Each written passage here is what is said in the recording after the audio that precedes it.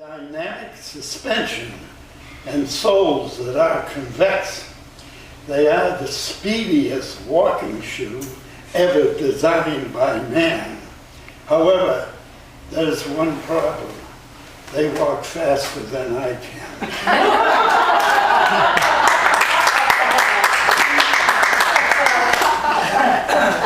How about a little one called the smug bug? Smug bug.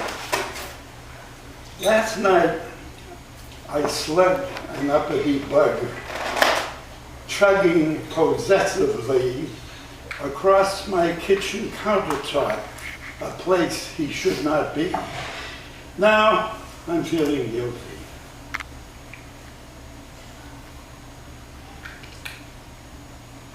Was he lost? Or sick? Could he see? I wish I hadn't mugged that bug. His death has been bugging me.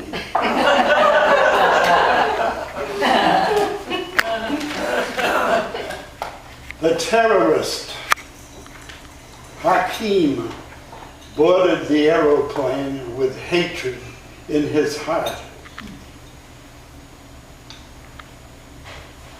A bomb was in his underwear to blow the plane apart. With martyrdom and 72 virgins waiting in paradise, he lit the fuse connected to the hidden bomb device. It flamed and smoked, but finally sputtered out within his jeans.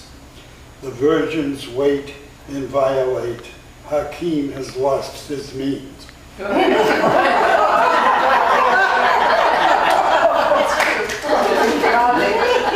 That's so good? Okay, here's another one. An ode to a love bug.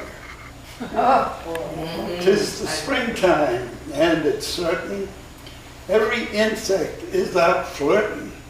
Dragonflies and darning needles, flies, mosquitoes, bees, and beetles. Passionate love bugs 2 by 2, knowing naturally what to do, fly together blissfully bare, making out everywhere. Unembarrassed, without shame, they revel in the mating game, where they hover tit to tat, lovers till the final slap. Moving right along. Way to Go is the title of this song. This is an interesting poem. I wrote this in 2012. Oh, that was only a couple of years. Anyway, my affairs were all in order. My will codicilled, secreted. My power of attorney attested, and my living will completed. I thought I had covered everything when it occurred to me that I had not decided what my passing clothes should be. I arrived 97 years ago in shameless nakedness. Would I be able to leave as such, or would I have to dress? If so, what clothing should I wear? Tuxedo with boutonniere, or my gray pinstripe suit with matching vest and underwear? I could dress like a pauper with my shirt and pants awry, and naively hope the IRS would somehow pass me by. Or why not go informally, debonair without a care, in an open shirt and ascot, saddle shoes, and flowing hair? I looked through fashion magazines. There was no passing style, so I could put on anything. It would only be for a while. I could even sport a trench coat like a dirty old gadfly, and slyly flash the mourners as they slowly filed on by. But I've decided to leave as I came. I hope my hairs comply in my old wrinkled birthday suit and a twinkle in my eye.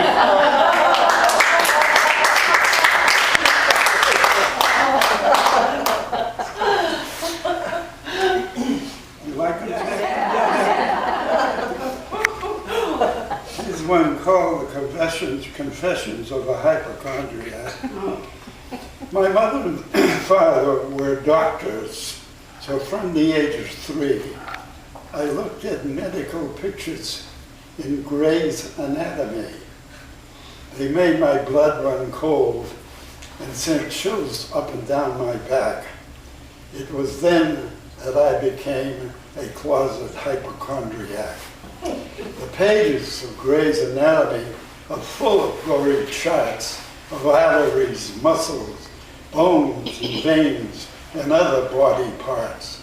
Growing up, I couldn't get rid of those images flashing back. It's why, at 93, 97, I'm a world-class hypochondriac. Hypochondriacs are the happiest when told they look like hell. You spoil my day if you ever say that I am looking hard. Last week I was despondent. Not only was I feeling fine, but the dermatologist reported that my biopsy was benign. So I went to a cardiologist. Surely he'd find something wrong. But my blood pressure was normal and my pulse steady and strong. I was getting desperate. There must be something wrong with me. So I saw an urologist, hoping that maybe I couldn't pee. But as bad luck would have it, I produced a copious stream. Now only a psychiatrist remained to cure my low esteem. I was given the Rorschach test to find out what was in my head. The results were better than expected. My brain was borderline dead. So you see, from the age of 3, it's absolutely true. I've had every ailment known to man, and some female diseases too. I'm sure I'd be a doctor now Mother wanted me to be, if I hadn't looked at that awful book called Gray's Anatomy.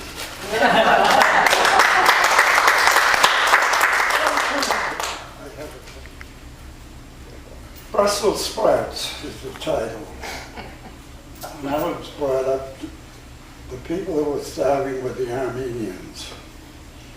And so I wrote this poem in memory of my mother. The Armenians and Brussels sprouts are forever entwined in my taste buds, my psyche, and recesses of my mind.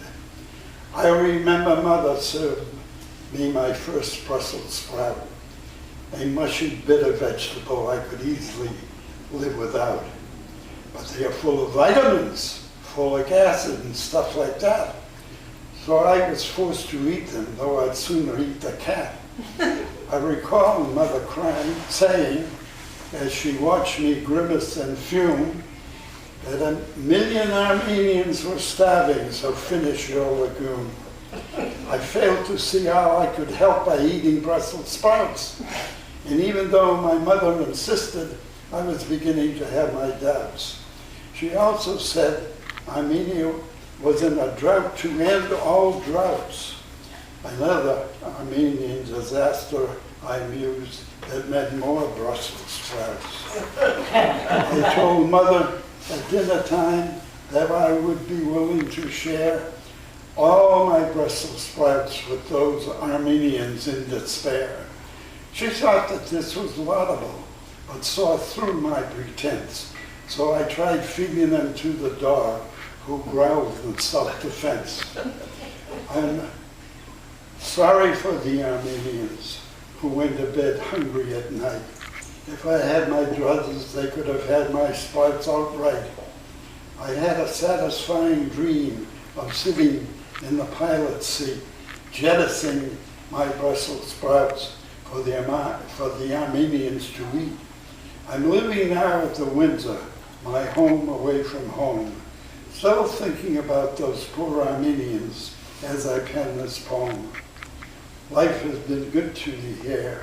I've had very few down and outs, except for dinner the other night when we were served Brussels sprouts.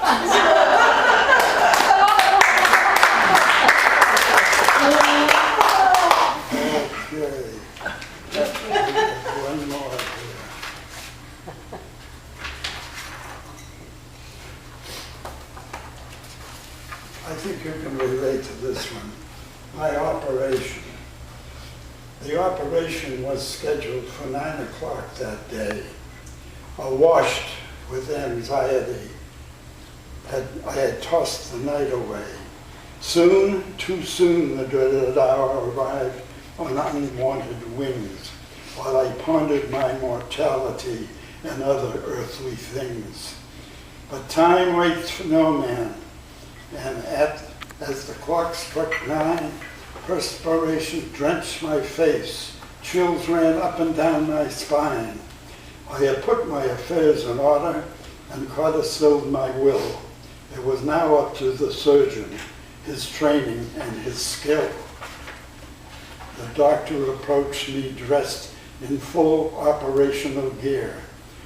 White coat, rubber gloves, a headlight, and face mask ear to ear.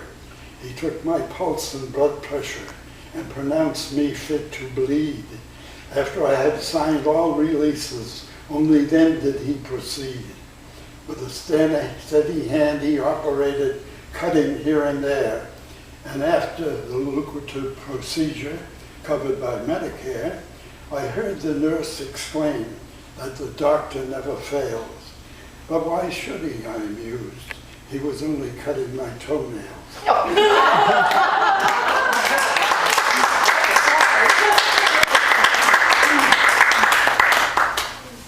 Do you do an encore with the one where you start off as an old person and go backwards? I'd like to leave it where it is. All right. I have a bunch of them there, but I think that's enough. Thanks for listening. Oh, thank you.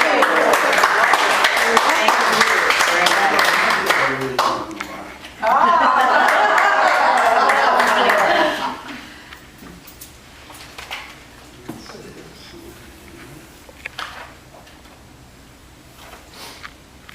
How about reincarnation? Now that's a sort of a bummer. I think I got a place. Whatever you like.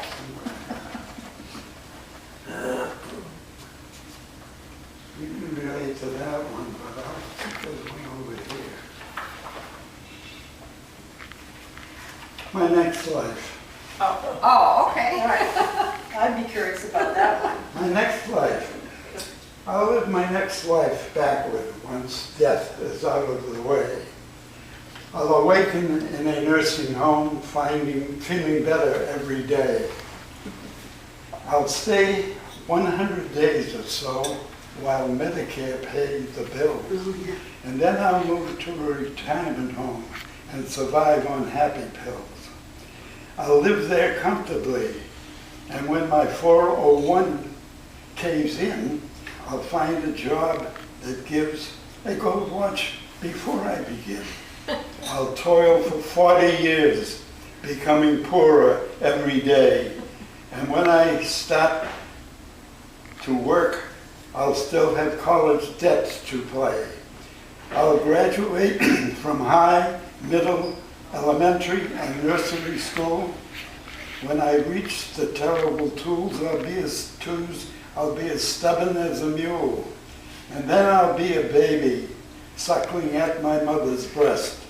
The last 9 months I'll float in luxury, hoping for the best. I'll kick and move occasionally to let them know I'm here, but I'll keep getting smaller until I finally disappear. Then I'll cross the great divide to that miraculous chasm and end my backward life in an excited muscle spasm.